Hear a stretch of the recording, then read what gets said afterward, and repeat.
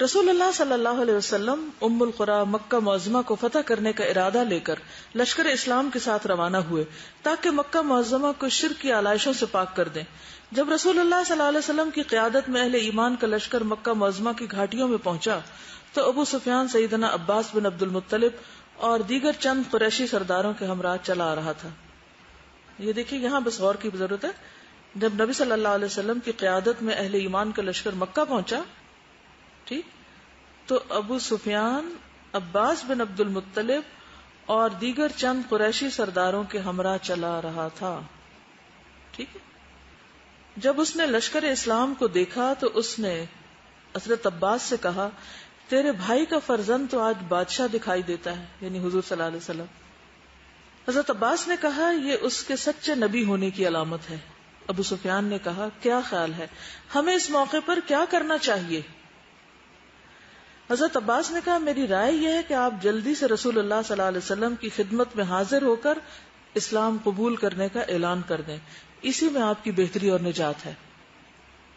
عبداللہ بن عباس کا بیان ہے کہ فتح مکہ کے موقع پر عباس بن عبد المطلب ابو سفیان کو لے کر مر الزہران مقام پر رسول اللہ صلی اللہ علیہ وسلم کی خدمت میں حاضر ہوئے. کون لے کر گئے؟ حضرت عباس. اس ملاقات میں ابو سفیان نے اسلام قبول کرنے کی سعادت حاصل کر لی. حضرت عباس نے عرض کیا اے اللہ کے رسول، ابو سفیان اپنے لیے کوئی اعزاز پسند کرتا ہے، آپ اگر اس کے لیے کچھ ارشاد فرما دیں تو مناسب ہوگا.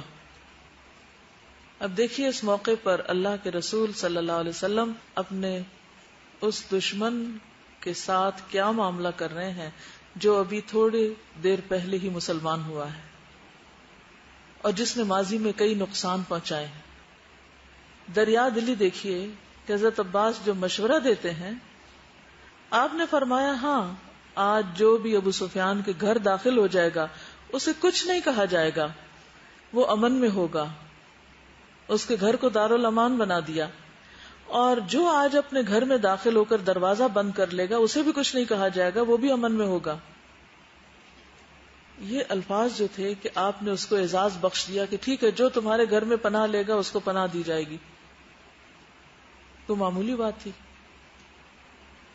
ذہنی وسعت دیکھیے، آپ کی حکمت دیکھیے کہ آپ کو پتا ہے کہ ابو سفیان اعزاز پسند ہے، سردار ہے، مسلمان ہو بھی گیا تو بھی اس کے کیلیبر کا کوئی کام اس کو دینا ہوگا.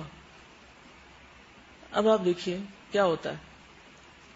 لشکر اسلام کے مکہ معظمہ میں داخل ہونے سے پہلے ابو سفیان اپنی قوم کے پاس پہنچ کر کہنے لگا اے میری قوم، میں نے اسلام قبول کر لیا، تم بھی اسلام قبول کر لو، کیونکہ میں نے مشاہدہ کر لیا کہ محمد صلی اللہ علیہ وسلم لشکر جرار کے ساتھ تمہاری طرف آ رہے ہیں جس کا تم مقابلہ نہ کر سکو گے.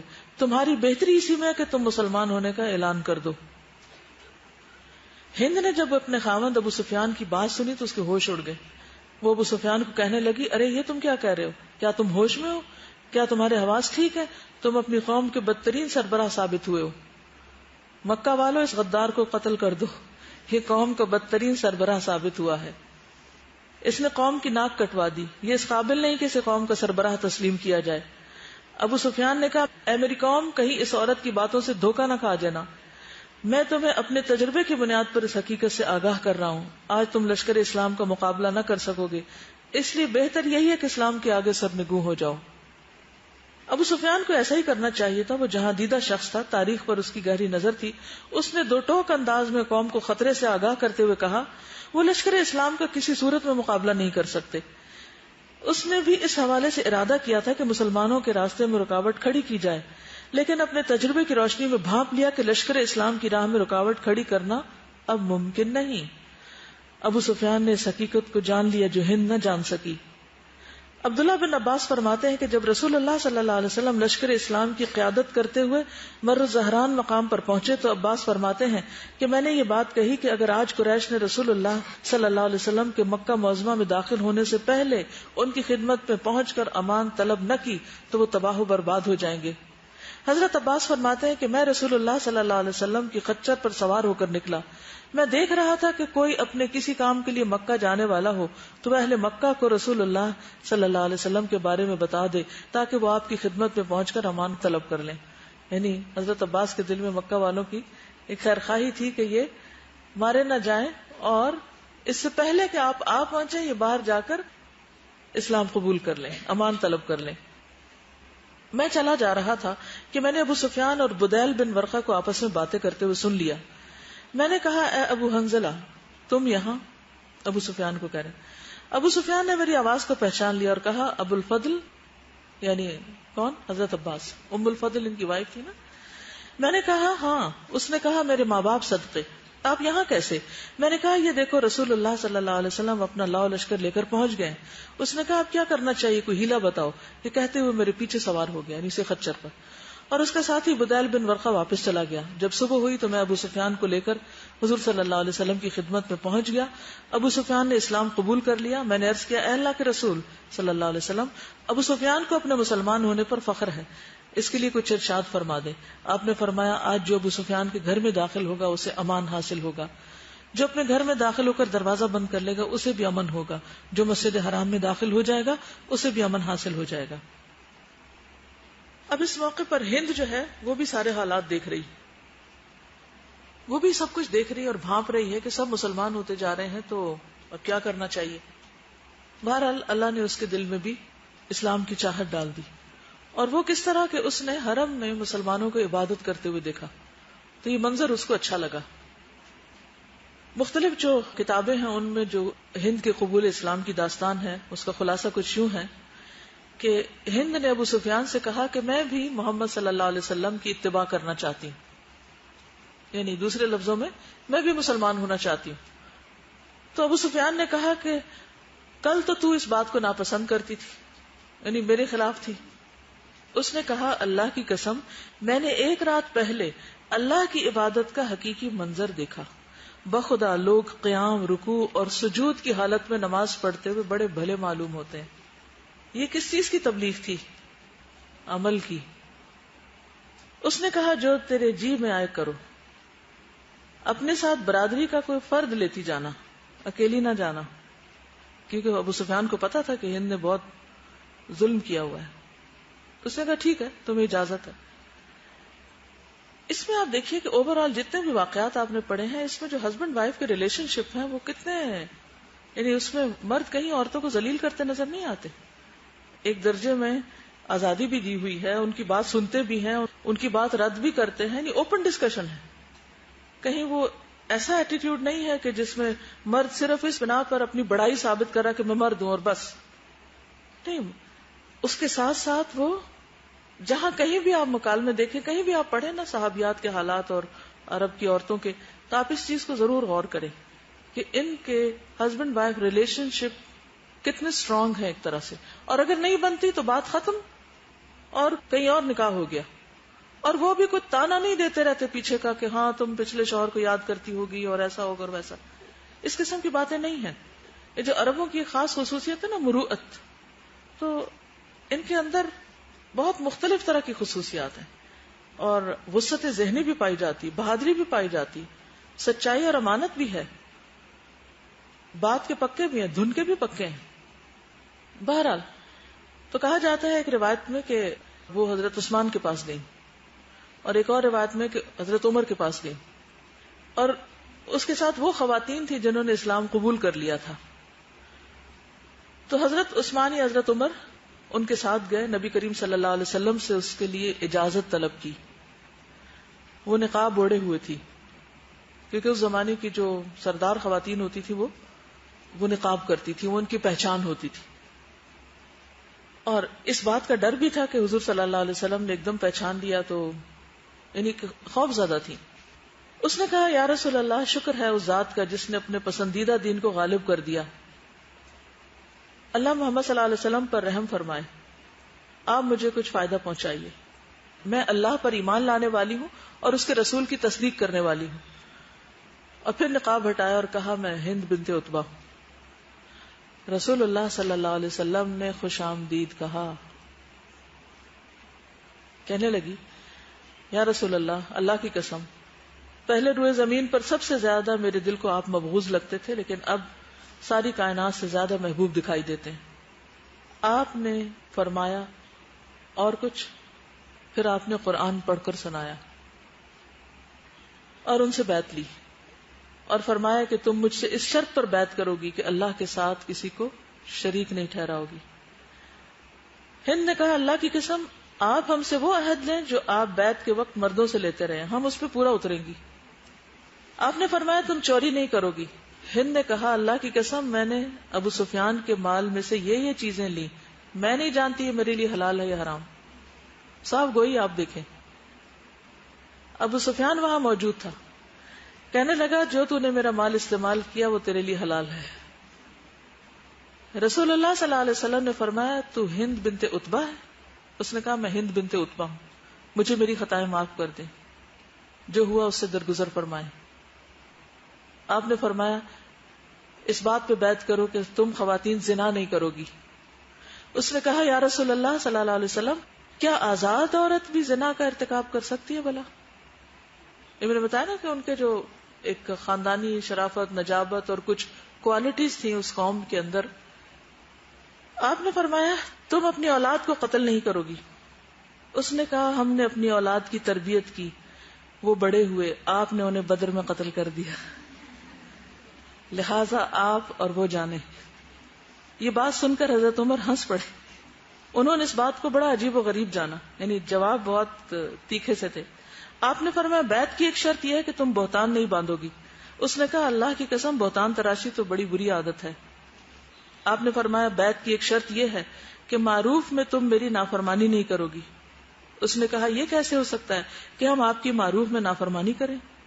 رسول اللہ صلی اللہ علیہ وسلم نے حضرت عمر سے فرمایا ان سے بیعت لے لو، میں ان کے حق میں مغفرت کی دعا کرتا ہوں۔ حضرت عمر نے ان سے بیعت لی۔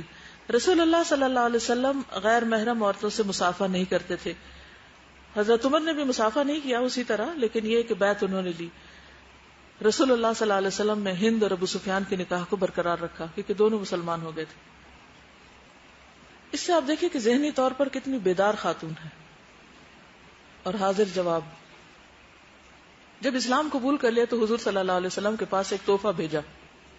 آپ اس وقت ابطح میں تھے، اس کے ساتھ اس کی کنیز تھی، وہ پٹھورے روسٹ کیے ہوئے تھے اور چمڑے کا مشکیزہ تھا، چمڑے کا مشکیزہ اور کچھ کھانا تھا، وہ آپ کی خدمت میں بطور تحفہ بھیجا۔ کنیز رسول اللہ صلی اللہ علیہ وسلم کی خدمت میں حاضر ہوئی، سلام عرض کیا۔ آپ اپنی بیویوں میں تشریف فرماتے، ام سلمہ، حضرت میمونہ اور بنو عبد المطلب کی چند اور خواتین بھی تھیں۔ عرض کی میری مالکن نے یہ تحفہ آپ کی خدمت میں بھیجا ہے اور معذرت بھی کی ہے کہ آج کل ہماری بکریاں بچے قدرے کم دیتی ہیں۔ تو رسول اللہ صلی اللہ علیہ وسلم نے فرمایا بارک اللہ لکم فی غنمکم، اللہ تمہاری بکریوں میں برکت دے اور وہ اکثر جنم دیں، زیادہ بچے دیں۔ کنیز اپنی مالکن ہند کے پاس واپس گئی اور اسے رسول اللہ صلی اللہ علیہ وسلم کی دعا کے بارے میں بتایا تو بہت خوش ہوئی۔ کنیز کہتی ہے کہ اس دعا کے بعد ہم نے دیکھا کہ ہماری بکریوں میں برکت پڑ گئی اور کثرت سے بچوں کو جنم دینے لگی، اس سے پہلے کبھی یہ منظر دیکھنے میں نہیں آیا تھا۔ ہند کہتی ہے کہ یہ رسول اللہ صلی اللہ علیہ وسلم کی دعا کی برکت ہے، اللہ کا شکر ہے جس نے اسلام کی طرف ہدایت دی۔ پھر کہتی کہ میں نے خواب میں دیکھا کہ میں دھوپ میں کھڑی ہوں، میرا سایہ ہے لیکن میں اسے اپنے قابو میں لانے پہ قادر نہیں ہوں۔ جب رسول اللہ صلی اللہ علیہ وسلم ہمارے قریب آئے تو مجھے یوں محسوس ہوا کہ میں سائے میں داخل ہو گئی ہوں، یعنی کہ وہ اسلام قبول کرنے سے پہلے ایک طرح سے اس کے دل میں آ رہا تھا اور اسی قسم کے یعنی خواب بھی وہ دیکھ رہی تھی۔ تو بہرحال مسلمان ہو جاتی ہے اور بہت شرع صدر کے ساتھ، کلیئر مائنڈ کے ساتھ اب مسلمان ہوئی۔ مسلمان ہونے کے بعد اس نے جنگ یرموک میں شرکت کی۔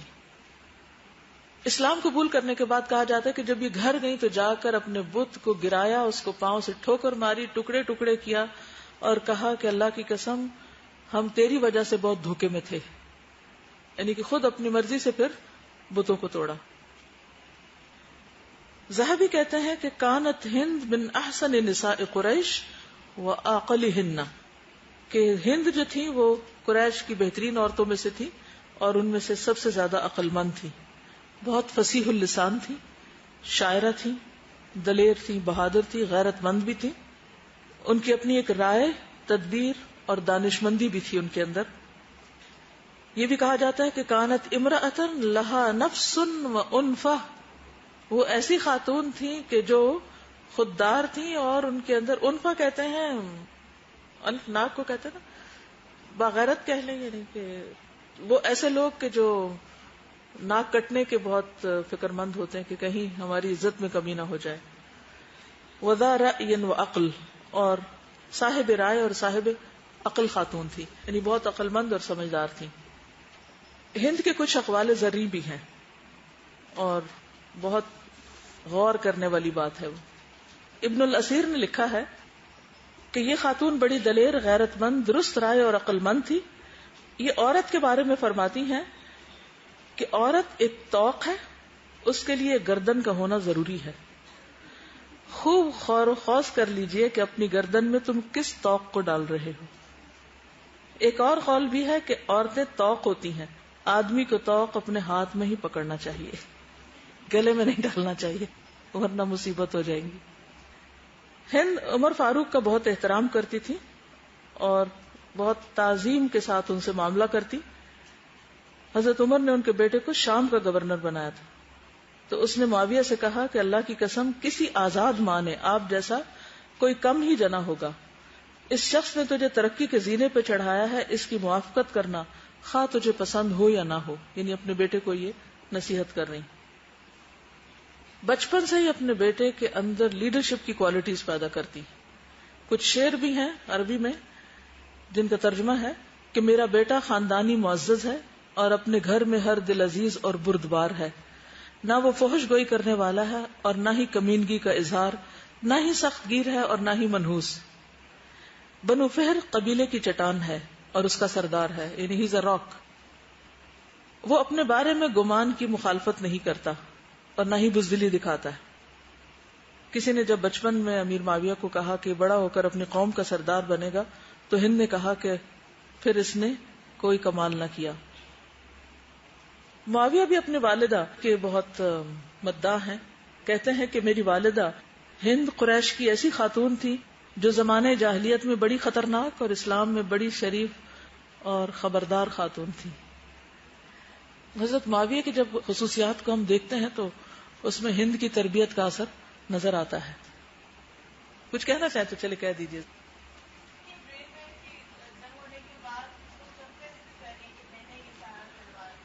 دیکھیے کہ جو سچا انسان ہوتا ہے نا اس کو اپنی غلطی کا اعتراف کرنے میں دیر نہیں لگتی. اور یہ بھی بہادری کی بات ہوتی ہے کہ انسان اگر اس سے کوئی مسٹیک ہو جائے یا کوئی غلط بات ہو جائے یا کوئی اس کی سوچ میں غلطی ہو تو اس کے بعد اس کو ریکٹیفائی کر لے، اس کا اعتراف کر لے. یہ چیز انسان کو مزید بہادر بناتی ہے. کیونکہ ہوتا یہ ہے جب آپ غلطی کر کے چھپاتے ہیں، دل میں کچھ ہوتے باہر کچھ ہوتے، پھر آپ بہادر نہیں ہو سکتے. بہادری جو ہے نا وہ سچائی کے ساتھ ہوتی. ان کے جو اتنے صاف صاف سیدھے سیدھے جواب ہیں وہ اس بات کی دلیل ہے کہ وہ اندر کسی کنفیوژن کا، ڈبل پرسنالٹی کا شکار نہیں تھی. جو تھا وہ سب سامنے تھا. جی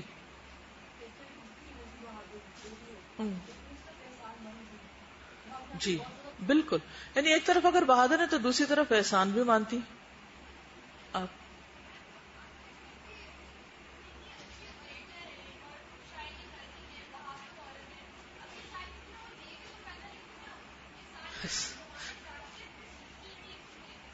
اچھا یہاں مجھے ایک بات خیال آئی.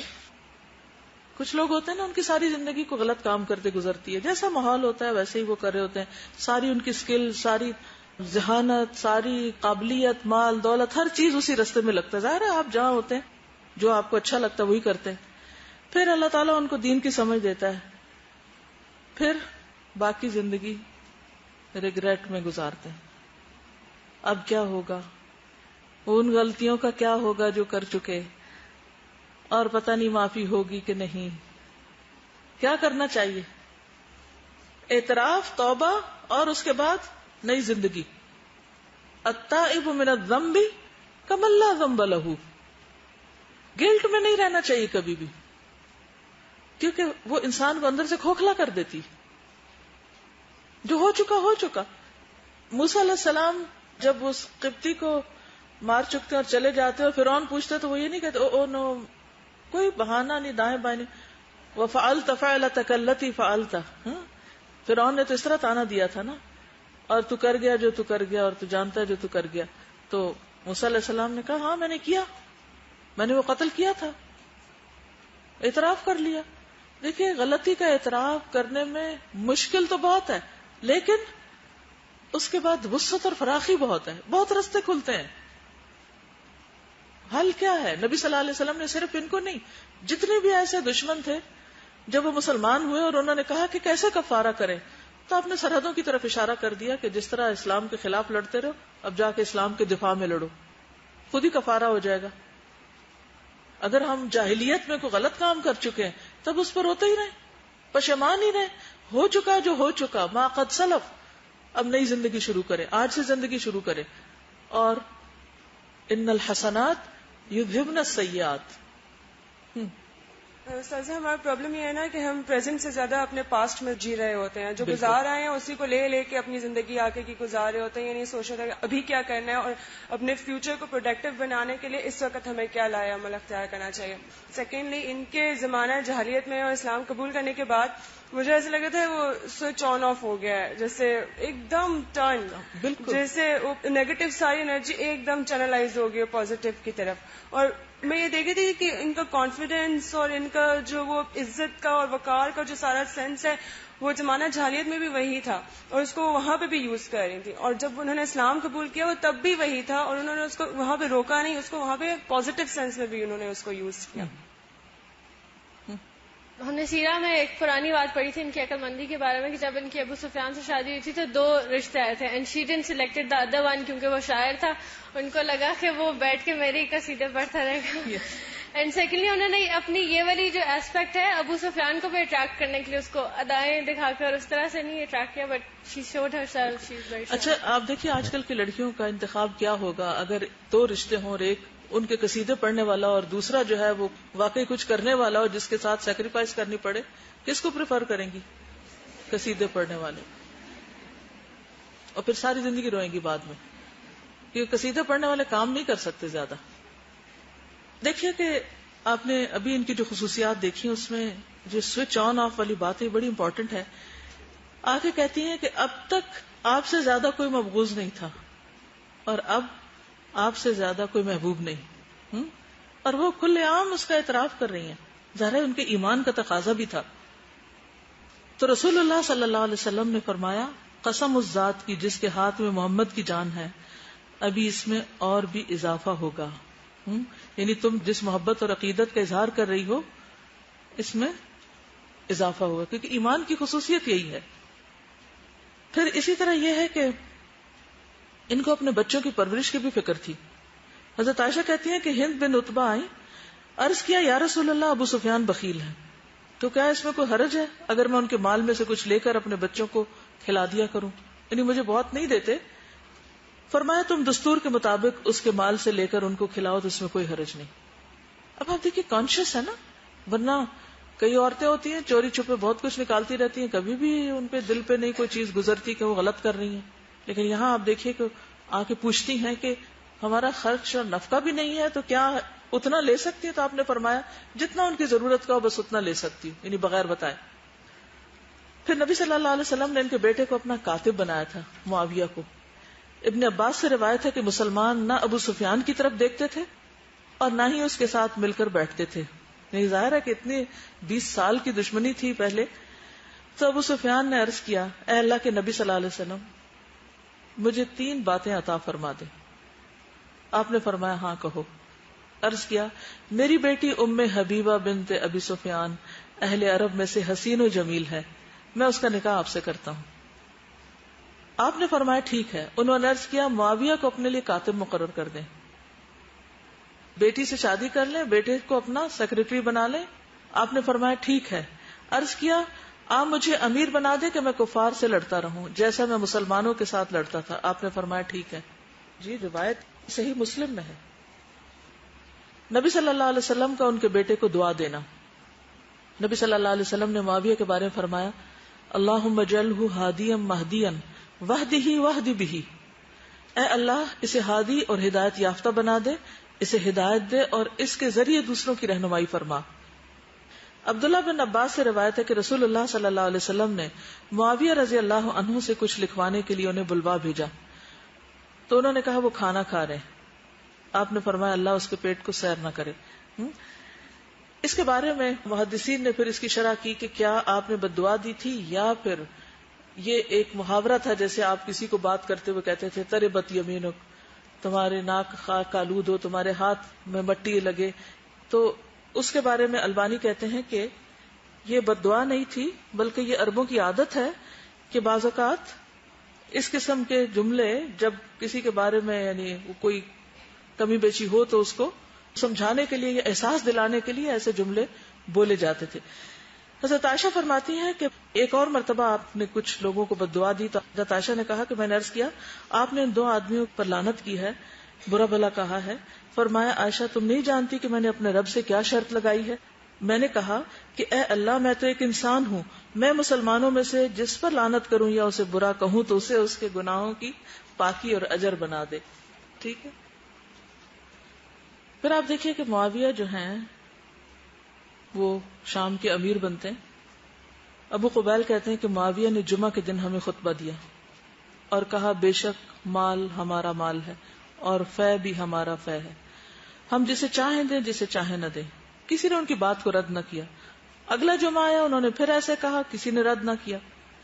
پھر اگلا جمعہ آیا تو انہوں نے پھر وہی کہا، تو مسجد میں موجود ایک آدمی نے کہا نہیں، مال ہمارا ہے اور فے بھی ہمارا ہے، اور جو اس کے اور ہمارے درمیان حائل ہوگا ہم تلوار سے لڑیں گے۔ معاویہ رضی اللہ عنہ نے نماز پڑھنے کے بعد اس شخص کو بلایا، اپنے ساتھ بٹھایا، سارے لوگوں کو بلایا اور کہا لوگوں میں نے پہلے جمعے کو ایک بات کہی تھی، کسی نے انکار نہ کیا۔ دوسرے کو پھر وہی کہا، کسی نے انکار نہیں کیا۔ جب تیسرا جمعہ آیا اس نے مجھے زندہ کر دیا، اللہ اس کو زندہ کرے، یعنی اس شخص نے مجھے زندہ کیا، اللہ اس کو زندہ کرے۔ میں نے رسول اللہ صلی اللہ علیہ وسلم کو فرماتے ہوئے سنا ان قریب ایسے لوگ آئیں گے جو باتیں کریں گے مگر ان پر رد نہیں کیا جائے گا، یعنی ان کی بات کو جھٹلایا نہیں جائے گا۔ وہ آگ میں منہ کے بل ایسے گریں گے جس طرح بندر گرتے ہیں۔ میں ڈر گیا کہ اللہ مجھے ان میں نہ کر دے، لیکن جب اس نے میری بات رد کی تو مجھے زندہ کر دیا، اللہ اسے زندہ کرے اور میں اللہ سے امید رکھتا ہوں کہ وہ مجھے ان میں نہ کرے۔ یعنی تنقید کو کس طرح پسند کیا، جب انہوں نے بات کو رد کیا تو مائنڈ کرنے کی بجائے اس شخص کو بلایا اور اپنے پاس بٹھایا۔ حضرت معاویہ کی ایک پسندیدہ حدیث تھی جو ہر خطبے میں وہ بیان کرتے تھے، کم ہی کسی خطبے میں چھوڑتے تھے، من یرد اللہ بہ خیرا یفقہہ فی الدین، کہ اللہ جس کے ساتھ خیر و بھلائی کا ارادہ کرے اس کو دین میں سمجھ بوجھ عطا کر دیتا ہے۔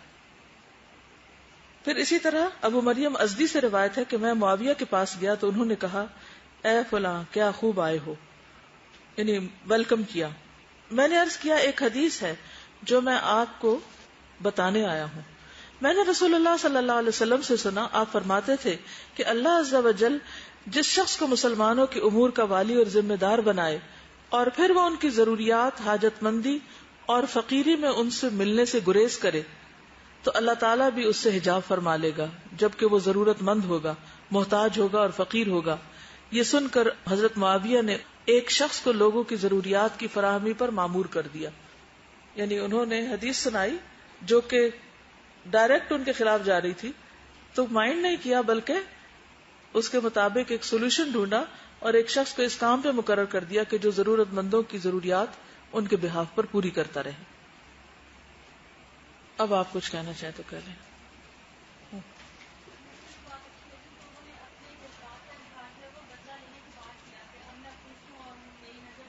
یس،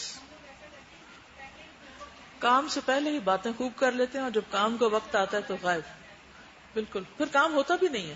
ایک بات ہے کہ جب ہم کام سے پہلے بہت بول لیتے ہیں نا تو وہ جو جذبہ اور جوش اور جو کرنے کا ہوتا ہے نا وہ سب نکل کے ٹھنڈا ہو چکا ہوتا ہے، پھر جب وقت آتا ہے تو پھر ہم ریلیکس ہو جاتے ہیں۔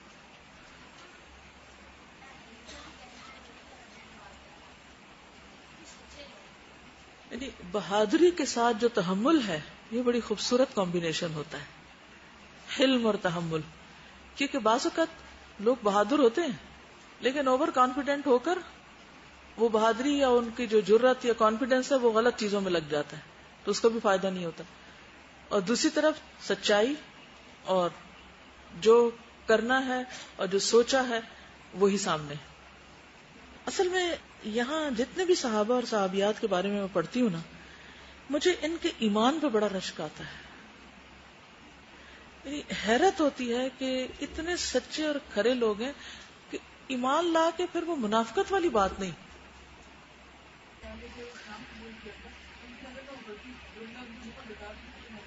بس سامنے ہی بتا دیا نا، ادھر ہی بتا دیا، سامنے ہی بتا دیا، بات ختم ہو گئی. ہم سامنے تو کچھ نہیں کہتے اور پیچھے جا کے خوب باتیں کرتے ہیں. یہ بزدلی کی علامت بھی ہے اور ایسی قومیں ترقی بھی نہیں کرتی کہ جس کی غلطی ہے اس کو بتائیں نا اور باقی پورے جہان میں نشرہ کریں. ایک چیز اور جو مجھے سمجھ میں آتی ہے وہ یہ ہے کہ ہمارے نزدیک عورت کا ایک بس ٹپیکل سا رول ہے، کچھ کرتی نظر نہیں آتی. یہ رول کتنا مختلف ہے. ٹھیک ہے چند خواتین ایسی ہیں لیکن ہیں تو ہم تو اپنے آپ پہ صرف ترس کھاتے ہی زندگی بسر کر رہے ہیں. میں یہ کہہ رہی تھی کہ صحابہ کرام رضی اللہ عنہم پچھلی ساری ان کی جو بیڈ ریپوٹیشن تھی حضرت ہند کی، انہوں نے یہ نہیں کہا کہ میں نہیں ساتھ چلوں گا. عثمان بن عفان کے پاس جب وہ گئی کہ آپ ہمارے ساتھ چلیں رسول اللہ صلی اللہ علیہ وسلم کے ساتھ، تو وہ خوشی سے چل دیے. ورنہ اس طرح کا جس کا پیچھے سے ریکارڈ ہو اس کے ساتھ کون جاتا ہے کہ میں نہیں جاتا، تم نے کیا کیا کیا. استاذہ انہوں نے حضرت عمر رضی اللہ تعالیٰ عنہ کو پریز کیا، تو میں یہ سوچی تھی دونوں کی کوالٹیز کتنی ملتی ہیں نا، شجاعت بھی ہے، بہادری بھی ہے اور بلنٹ بھی ہیں. اور بلکہ ایک روایت میں جو پڑھ رہی تھی اس میں کچھ اور بھی کوشچن آنسر تھے، تو اس میں لکھا ہوا تھا کہ حضرت عمر ان کی باتیں سن کر ہنسی سے لوٹ پوٹ ہو گئے. ٹھیک آپ کچھ کہہ رہی؟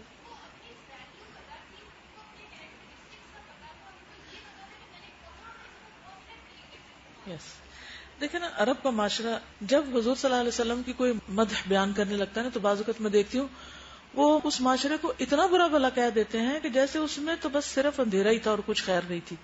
تو مجھے ایک دم گھبراہٹ ہونے لگتی ہے کہ اگر یہ اتنا ہی برا تھا تو اللہ تعالیٰ نے اسی کو کیوں چنا اور اس کے اندر اپنے پیغمبر کو کیوں بھیجا. یعنی ہم عدل و انصاف سے کام نہیں لیتے. جو خوبیاں ہیں وہ تو خوبیاں ہیں اور جو خامیاں وہ خامیاں ہیں.